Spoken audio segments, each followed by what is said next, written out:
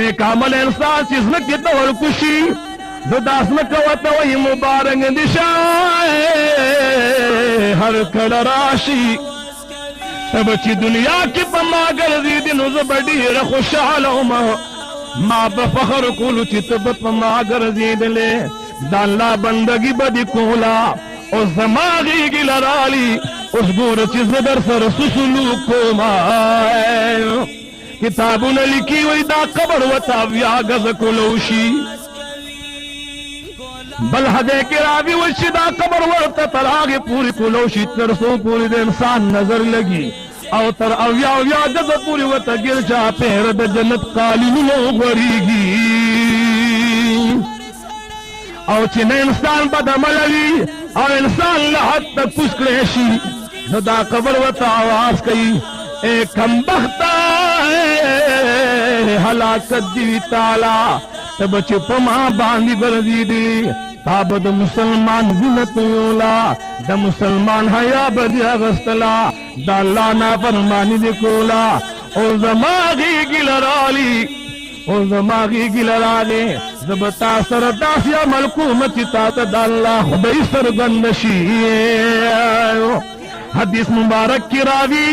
وایي ناګهانه پې دا قبر دومره راغون شي سرور کونین وی خپل ګوتې مبارکې د لاسونو په یو بل کې ورکړلې سرور کونین فرمیل دغه رنګ پې باندې دا قبر راغون شي او دا پختی وله یو ځای شي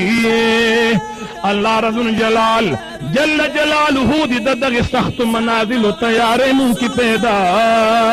کی رب العزایا مونږ سره د هغې قبر د تیرو غم پیدا کا مونږ سره د لحد غم پیدا کا مونږ سره د آخرت غم پیدا کا مونږ سره د قبر محبت پیدا کا مونږ د هغې سختو تیرونه وساته په لحد کې مونږ لومبی دیدار د محمد رسول الله سره نصیب کا یا الله مونږ د قبر د عذاب نه وساته مونږ د حشر د عذاب نه وساته مونږ د پل صراط د عذاب نه وساته مونږ د جهنم د عذاب نه وساته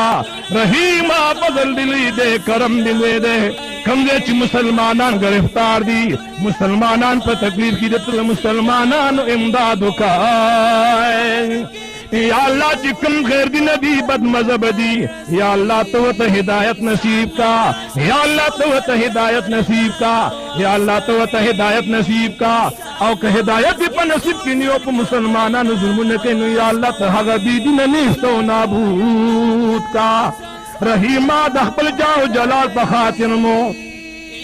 د آخرت د هغې ځن کدن د آخرت د سختونه مو ساته او په وخت د ځن کدن کې یا الله زمونږ د ایمان زیری نصیب کا د خوشحالۍ زیری مو نصیب کا د جنتونو زیری مو نصیب کا